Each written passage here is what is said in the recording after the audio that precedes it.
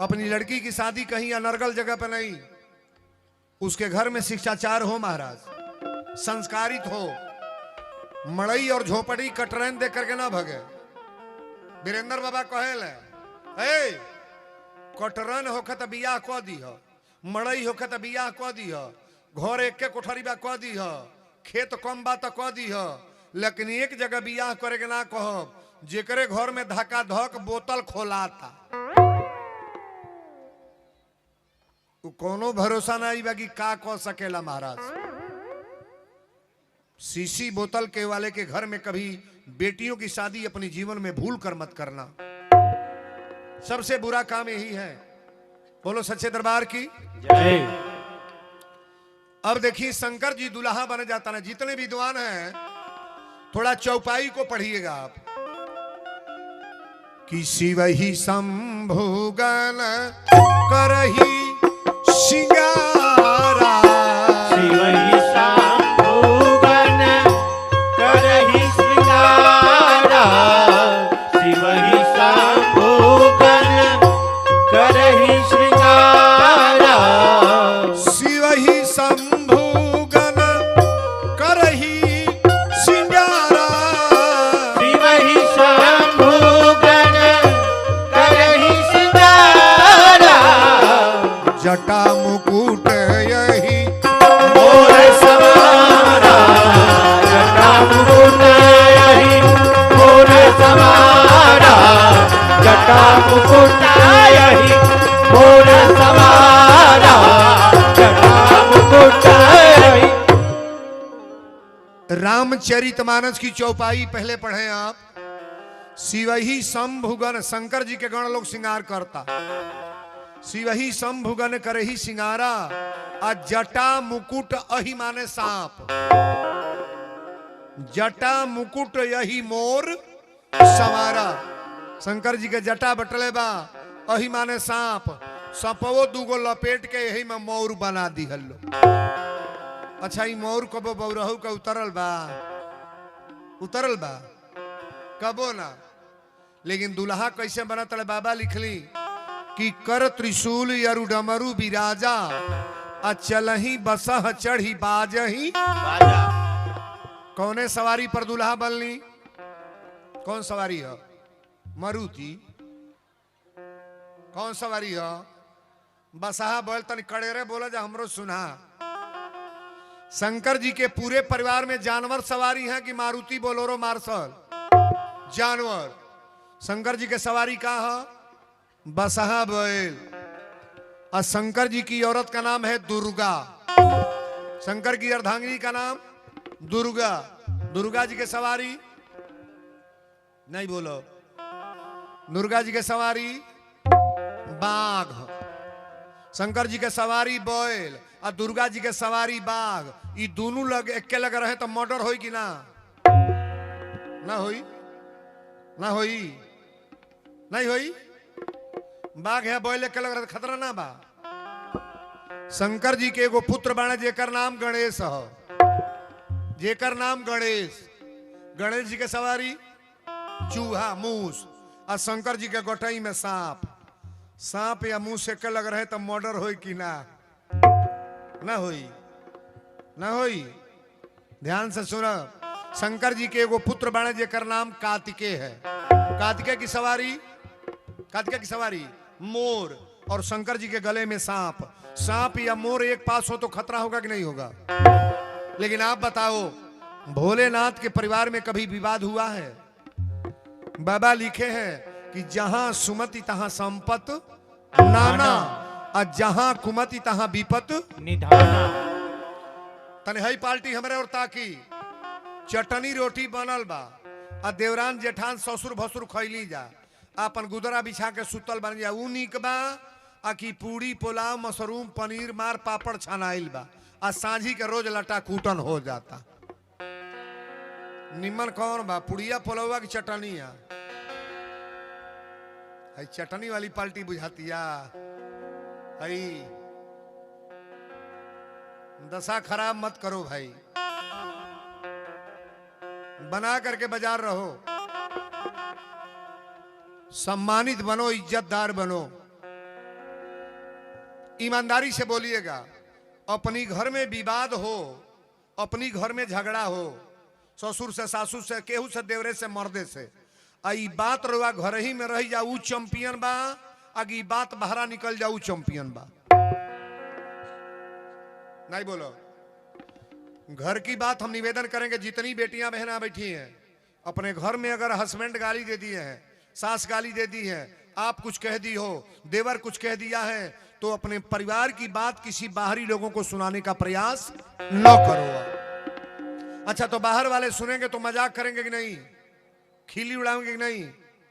तू जाके बतिया, हमारा तो गरियावला है, तर कैला हम अभे तर कर, तो कोई अरे यही खल के बटली बा तबे गाड़ी सुने ले। पहले तो तोहके कही संभ्रांत बनो आप। हमार बतिया कई जने के लाग जाला, वीरेंद्र बाबा ई का कॉल भाई हो तक नहीं जोन बोलता नहीं हो, कहो हेती मुखी बात घर में होता, पूरा गांव आग लाग जाता। विदेशी आदमी फैला होता, बूढ़िया गोयल हुई, देवरे गोयल हुई, मर्दे खनो तो कहला ही हो। खाली महिलाओं में कमी नहीं है, इतनी पर मर्दों मर्द बाण है, मर्दों लोग के पावर कम ना बा। सारा मर्द ही फेल हो जाएगा जब घर का निंदा गांव में जाएगा, तो मोछ टंटनाने लायक नहीं रह जाओगे, समाज में कोई वार्ता करने लायक नहीं रह जाओगे। अपनी औरत को मारे और दूसरे के घर जाकर पंचायत करो तो तुमको कोई बड़कपन कहेगा? कहेगा? अपनी औरत को गाली दें, अपनी बेटा को गाली दें, अपनी मां को ऐसा बोलो और दूसरे का जाके पंचायत करो, तुमको बड़कपन कहेगा? कोई कहेगा? आपकी बात कोई नहीं मानेगा जी। पहले अपने को सुधरो आप। वीरेंद्र बाबा पहले अपन सुधार कर। हम पियतनी गांजा, हम खातनी सुरती, हम खाई पुकार, आ तोहके कहीं दारू छोड़, यूं काय वाला बात बाकी ना बा। पहले वीरेंद्र अपना छोड़े बुराई, अपनी बुराई पहले छोड़ने का प्रयास करो। यहां जितने लोग हैं, कर त्रिशूल यरु डमरु बिराजा, आ चलही बसह चढ़ी बाजही बाजा। बसहा बैले पर चढ़ना ताकब हमरा हो। बैल चलता है आगे पड़े, दूल्हा बैठा तड़े पीछे पड़े। शंकर जी के पड़े बैठली, पीछे पड़ी। ब्रह्मा जी कहली एगो कार करी, सवारी बदल दी तो सवारी बदल दीजिए। शंकर जी कहले काहे? कहले है ये सिंह बा, आई बुढ़वा बैल के ससुरारी जाए। शंकर जी कहले रोज घास भूसाई खैले बा, आज रसगुल्ला बर्फी मिली, काहे बदल दी? यह जाई। ब्रह्मा जी कहले यह जाई बेइज्जती कराए। अच्छा बताई, 5 गो बेटा बाड़े, 5 गो बेटा बाड़े, एगो आंखी के आन्हर बा छोटका, तो भाई के बियाहे में अनहरा जाई कि ना? ना जाई।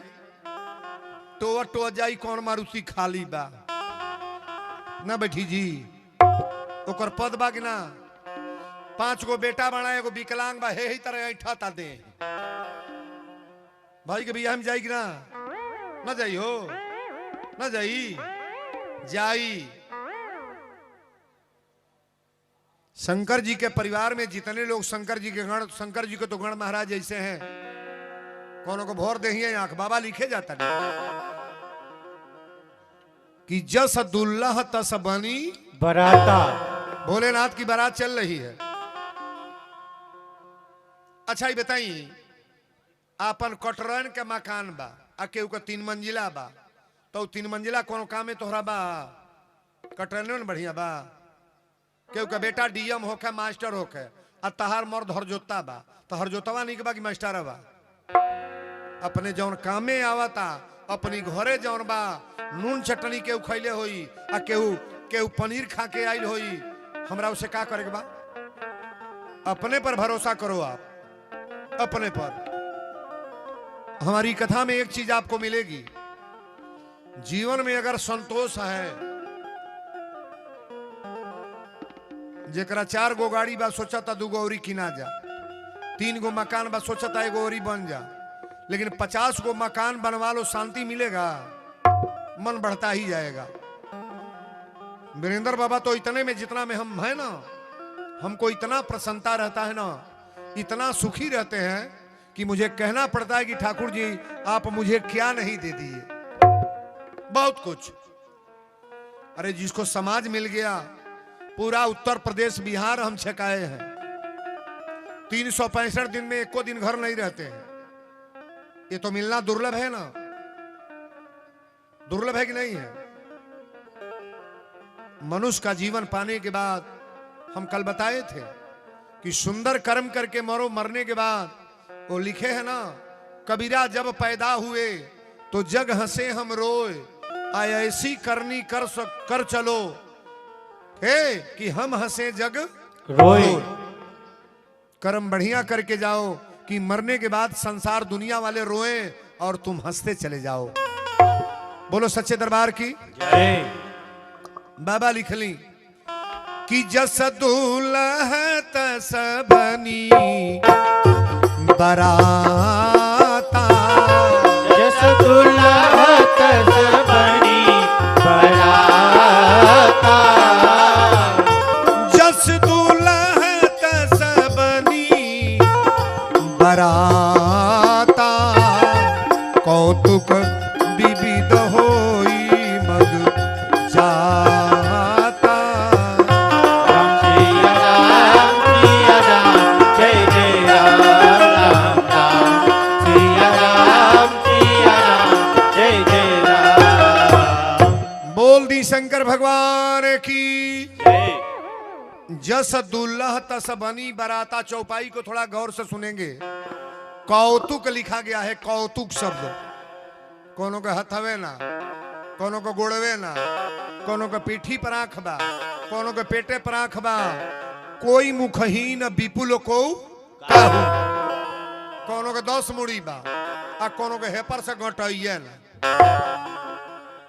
ई शंकर जी का बारात चलतिया। विष्णु भगवान कहले एगो कार करी है, बरतिहा लोग लेके आगे में चली, हमली का नौकरी या डिप्टी पीछे दे दी। शंकर जी कहले काहे का भइल बा, अतरौरे पीछे ताकतनी के निहार तनी। शंकर जी कहले हमार गण तनी बुरबा का बाड़े, बरतिहन के देखत चल तनी कौन बिलाता कौन भागता। दुआरे पर बारात गइल, ताकब हमरा और गांव के गोयड़ा बारात गइल बा। बोलो शंकर भगवान की। आ जब बारात गइल बा तो सजी लइका दौड़ल बड़े सो। गांव में बारात आवेला तो पहले के जाला, गांव का लइका। आ जितना तेज दौड़ल गइले सो ओकरे 3 गुना तेज ओने से भागल बड़े सो। आ जवन जवन भागत अपने माई से कहता फाटक बंद कर, रजाई ओढ़ा दे मुंहे पर, कमरा ओढ़ाओ, खिड़की बंद कर दे, सफो बड़ा कई हजार। एगो माई कलश का देखले ह त लइकवा कलश सबके घरे दूल्हा आवेला हाथी पर, घोड़ा पर, पालकी में। पहले दूल्हा के वर्णन सुन ले। ए बैले पर बैठल बड़ा दूल्हा, अब बैल चलता है आगे पड़े, दूल्हा बड़े पीछे पड़े। सबके घरे दूल्हा सूट बूट पहिर के आवेले, और दूल्हा उघारे बा, एगो मेरे छाला लपेटले बा। महतरिया कली सो दादा ई बियाह गलत होता का? एगो लइका कलश माई रे भूतावा पेड़ है कहाँ तो रहलो, 500 भूत हो तरह उघारे दौड़ा तड़े सो।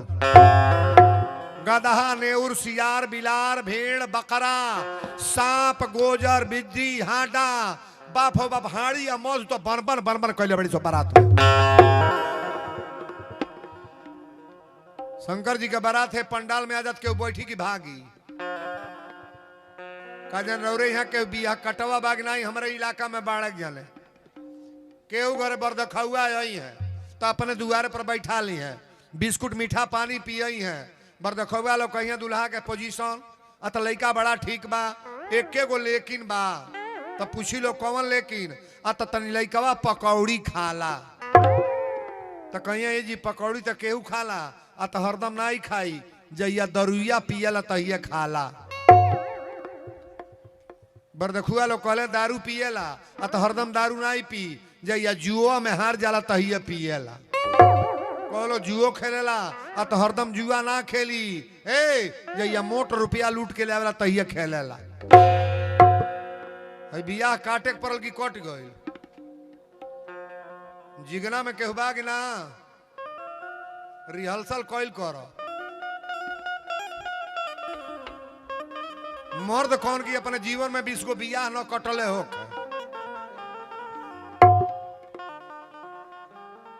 जने बाबू साहब ले गए हमके चाय पियावे तो 20 गो कमरा बनल है, लिंटर नहीं लागल है, वही पर कटर ने मड़ई धइल है। उन्हीं बाबू साहब और घरवा काहे न बनता? कहले ए गुरुजी हमार घर तो नहीं है बनल, गांव में केहू के बने ना आई दिहली।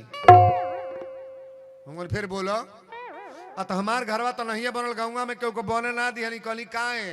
कहले गौवा भर मिल के हमार घरवा छेकौले बड़ा सो, आई गांव भर के आबादी हो, हम छेका के बनवावतानी न हमारा लिंटर होता न वहू लोग का होता। ई मर्दई है हो। कोनो गांव पर जग होखे चाहे ना होखे, ये जो होता तो जग के करावल जाएगी, तुरल जाएगी। अच्छा के चाहता नहीं मैंने जग होके तनी हाथ उठाइएगा तो देखी को जगी के तूरे वाला लोग ना उठावला हाथ ना ताली बिजा बर रे। शंकर जी के बारात दरवाजा पर आ गई और लड़का जाके कहले तो सब लोग लुका गए। अब दुआर पूजा के टाइम में आयल, पूरा सब लोग चलल बा। तो दुआर पूजा में लड़का नहीं जाने, नौजवान चलल बा लोग।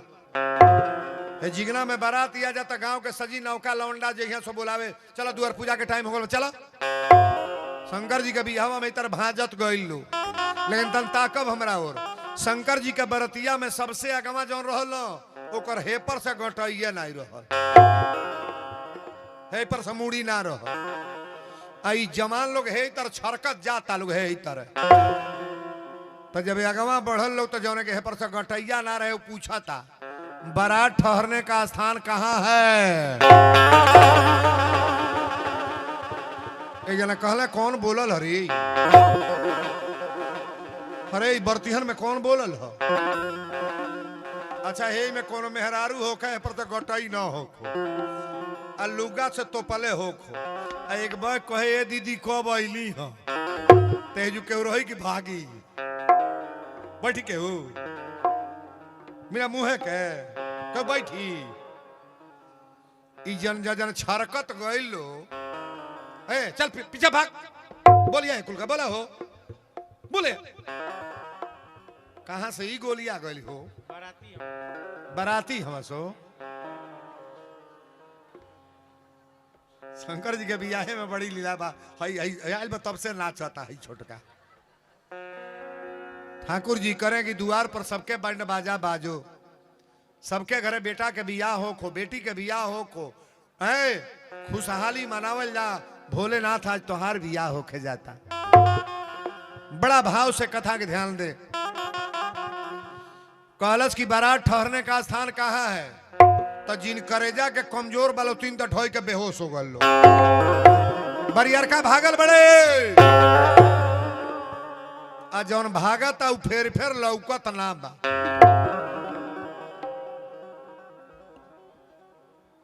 कोनो घरे भंडारा होता ना, जगी परोजन में देख ले, कटहर के सब्जी केहू चलावता आ कटहर के सब्जी ओरा जाना तो परोसे वाला फेर लौकी नाई, ओकर चेहरा लाई लौकी। अब बर्तिया लोग मांगल करे कटहर कटहल कटहल, अब रोहित तो हम ले आओ तो लुका गए। होशियार आदमी कबो खतरा से दूर रहेला। बड़ी सुंदर भाव बा। शंकर जी के बारात जब दरवाजा पर जाती है तो नारद जी मैना के बोलोले, कहले माता मैना है नहीं आई, हमार बाही पकड़ी। मैना कली बाबा बारात तो बड़ा जमगर आइल बा, तनी अभी बताई, तनी हमरा दमादे के बताई कि हमार दमाद के हो। अगिला आवत न उहे हो। 4 गो मूड़ी रहे ब्रह्मा जी के, सबसे अगवा उहे रहली। तो नारद जी कहले उनाई हमें उस शंकर जी का नौकर हमें दुआरी पर दुआर बाहर है। मैना कली बाप रे बाप, जब इनका नौकर इतना चैंपियन बा तो दमाद तो हमार चोख हो करी है। दूसरे नंबर पर विष्णु भगवान रहले। मैना कली की दमाद हो हई हवे 4 हाथ वाला। नारद जी कहले वो नहीं हमें घर के बाजार उजार करेला, खेती उती करावे ले। मैना कली एकर मतलब हमार दामाद चैंपियन बाण है। अब वही बुढ़वा पर बैले पर बैठ के है ही तर शंकर जी हिला ताड़े। नारद जी कहले अब बर्तिहन से मिली रउरा भेंट करी तन चल तनी हमरो बाराती में देखी परिचय के आयल बा। नारद जी बुझ गए हूँ कोयला के नंबर बराती में कहले पहले के भागेला तनिको जे में बतियोले बता पिटैले के डर रहेला। मैना जब अली थरिया में पानी लोटा में पानी थाली में दीपक जला के सब सामान लेके कि दमादे के आरती उतार। शंकर जी बैठल बड़े पीछे पड़े बोल चलता है आगे पड़े। विष्णु भगवान कहले चेहरवा आगे पड़े करी हो आरती उतराया जाता आगे करी। शंकर जी जब हे पड़ भैले तौले मैना के हथवा के पानी गिर गए। शंकर जी के गण लोग कहले और सासु पानी फेंक दिली पनिया फेंक दिली। शंकर जी कहले पानी नहीं फेंकली है हमार सासु ही सोचा तड़ी जब हमारे दामादे के जटे से गंगा जी गरगर गरगर गिर तड़ी तो एक लोटा पानी लेके लबर लबर का करी को लोग अब फरियाइए जाता। ससुरारी के कोनो दामाद बुराई बतियावे ले। अच्छा बहुत दामाद ससुरारी में पिटाइल हुई हैं लेकिन कबो सुनले बानी घरे हुआ के कहले बा हुकाइल बानी सुन ले बानी कबो ना ससुरारी के बुराई लड़का ना बतियाई। अब देखी मैना जब शंकर जी और तकली पीछे पर बैठे तो ले टप दे दिए बुता गए। शंकर जी के गण लोग कहले दिया बुता गए बुता गए। शंकर जी कहले दिया नहीं बुताइल ह हमार सास हुई सोचतड़ी जब हमारे दमादे के लीलरे पर चंद्रमा चमकता तई भुकुर भुकुर दिया बार के का दिखाई को लोग अब फरियाइए जाता। लेकिन तुलसी बाबा लिखले कि मैना शुभ आरती सवारी मैना शुभ आरती सवारी मैना शुभ आरती सवारी मैना शुभ आरती सवारी मैना शुभ आरती सवारी संघ सुमंगल गावहि नारी संग सुमंगल गावहि नारी संग सुमंगल गावहि नारी संग सुमंगल। मैना शुभ आरती सवारी आ संघ सुमंगल गावहि गारी। तन ताकब हमरा और कंचन थार सोह बर पानी आ परिछन चली हरसी हर। सानी शंकर जी के परिचय जाताड़ी। विष्णु भगवान कहले तन चेहरा है पड़ करी है पड़ है पड़ है पड़। अब बैला के खोदले तौले बौरहू है पड़ भइले तौले 4 गो सांप है ही तर लटकल है।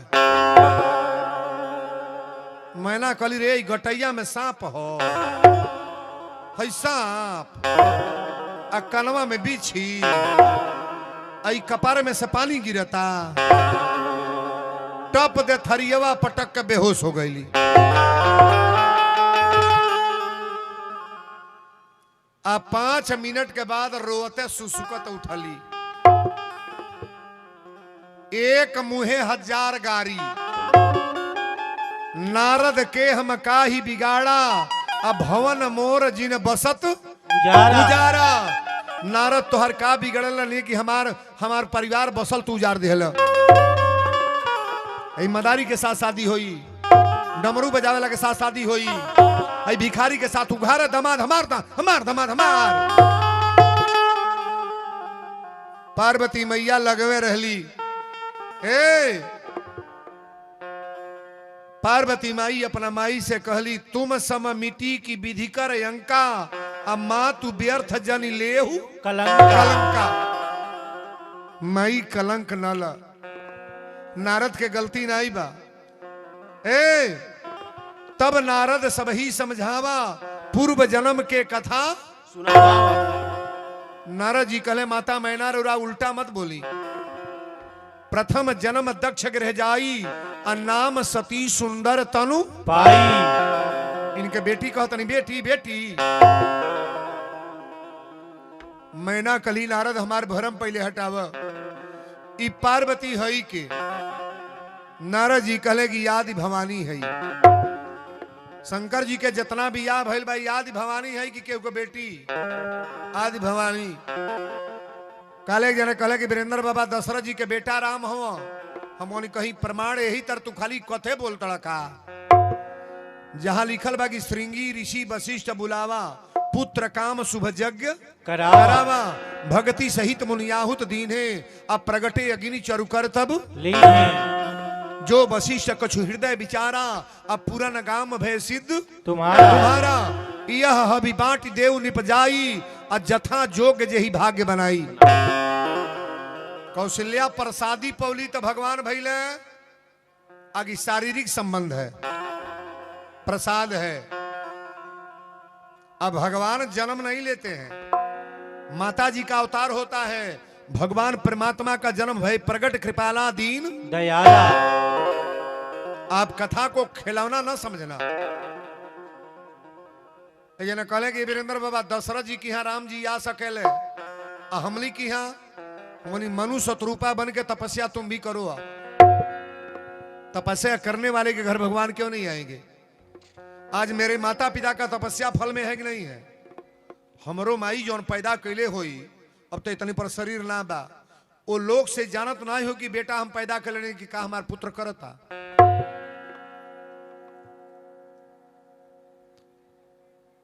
चार गो बेटा जन्मा लो, सुनिए गौर से सुनिएगा एक शब्द। चार गो बेटा जन्मा लो, भले वो लड़का के खेत कीना चाहे ना, घर बनवावा चाहे ना, रुपया जमा करा चाहे ना, कोनो व्यवस्था न दो, लेकिन बेटे को संस्कार दे दो। मरने की देरी है, आप मर जाओगे, मकान भी बन जाएगा, खेतों खरीद ली, गाड़ियों कीन ली, केवल संस्कार देकर मरो आप। सुन लो, 5 गो कंपाइन खरीद लो, 10 एकड़ खेती, बिल्डिंग मटेरियल साफ, केवल संस्कार विहीन बेटा पैदा करो। मरने की देरी है, मरने के बाद सारा प्रॉपर्टी अगर बेच न दिया तो मेरे नाम पर कह देना कि वीरेंद्र बाबा आप गलत बोल गए हो। हमने के सजी तो बटल बा, लड़का संस्कारित कहाँ बा? अच्छा है तना लोग बैठल बा, ईमान से बोलब के ऐसन बात जेकर बेटा सुबेरे गोड़ लागेला, तने जन हाथ उठाई लोगन, जेकर लड़का लागत हो के ते उठाई। एको जना उठावा जिगना के नौगा रह जा। हाय रे गांव जवार, एक जनी बहन जी उठौले बड़ी कि वीरेंद्र बाबा हम चलो 2 जने हो गए लोग का कही के कथा करो। बेटा माई के गोड़ ना लागे तो दुनिया के लोग लागी। अच्छा तो छोड़ा, बेटा के छोड़ दो। हेमे के ऐसा महिला बाजे अपने मर्दे के गोड़ सुबेरे लागेला, झूठे ना उठा दिया लब दे तर के लागत हो तब उठाई सुबेरे जे लागत हो 1 2 3 4 बा 8 9 जना बाड़ू लोग। अच्छा अपना मालिक के क्यों मरलहू बा हो, जे मरले हो कते उठा दे। रिहर्सल तो खूब होता है हुजूर। वीरेंद्र बाबा एक खातिर नहीं आयल बड़े कि गांव बिगड़ जाए, गांव को सुधारने की हमारी कथा है। समाज सुधर जाए, लोग सुधर जाए, परिवार के लोग सुधर जाए। अगर हम लोग सुधरेंगे नहीं तो इतनी बड़ी कथा लगा के क्या करोगे आप? नारद जी जब समझौले तब माता मैना के बियाहे के तो गीत कहोगो बा माई बैठ कर रोवे लागली सो। वीरेंद्र बाबा बियाहे के गौना के गीत गावे, बाप हो बाप का कही। एक लाइन, हरे कथी के चटैया बाबा हो बिछौले बाड़ा,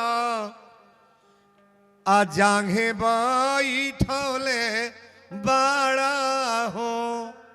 ई बियाहे का गीत हो। कथी के चटैया बाबा हो बिछौले बाड़ा, आ जांघे बैठौले बाड़ा हो। हरे कथी के करे जवा पापा हो बनौले बाड़ा हमके बिसरौले बाड़ा हो। ये बियाहे के गीत तन ध्यान से सुनो। अरे कुश के चटैया बेटी हो बिछौले बानी आ जांघे बाई ठौले बानी हो। आ काठ के करे जवा बेटी हो बनौले बानी तोह के बिसरौले बानी हो। दूसरी लाइन बा बड़ा सुंदर भाव बा। आखी के पुतरिया पापा हो तुहरी रहली अधिया हम दुलारी रहली हो। आ कैसे बिसरबा पापा हो प्यारी रहली अखिया के प्यारी रहली हो। अरे कैसे बिसरैबा पापा हो प्यारी रहली अखिया के प्यारी रहली हो। हमरे अंगनवा के तू तुलसी रहलू आ माटी के अहुनवा रहलू हे। अरे परते सिंदूरवा बेटी हो मंगिया में आ घर के पहुनवा भैलू हे। परते सिंदूरवा बेटी हो मंगिया में घर के पहुनवा। ये लड़कियों का जीवन चिड़ई के बसेरा है। बियाहे के गीत हमारे लग 10-15 गो बा। एगो हेहू का गाई ले अगना में रोवेली दुलारी धिया दुअरा बाजे ला बाजा अब मंगिया में सिंदूरा लगाई के बिहने ले जाई है राजा। सिंदूर ऐसा चीज है ना जिस बेटी को पोस पाल के आप तैयार करते हो उस लड़की को ऐसे परिवार में भेज दिया जाता है जहां उसका कोई ना हो महाराज। पहले दिन जो लड़की जाती है उसको कैसा लगता होगा, कैसा लगता होगा। न वो सास जान रही है, न ससुर जान रहा है, न उसकी ननद जान रही है, न देवर जान रहा है, न कोई पर्चा, न कोई किसी प्रकार का कोई बात नहीं। लेकिन वही लड़की जब रहने लगेगी 5 साल के बाद वो लड़की अपने मैके आने का नामे नहीं लेगी। प्रेम मिल जाता है ना। तन बिचवा में 1 मिनट ब्रेक ले। एमे के चाहता कि बियाह हो जाता नहीं हाथ उठाए। बियाह कटवा देखी को जने आयल बड़ा हथवा उठावे के बाबू तन ताली बजाइए बरियारे तो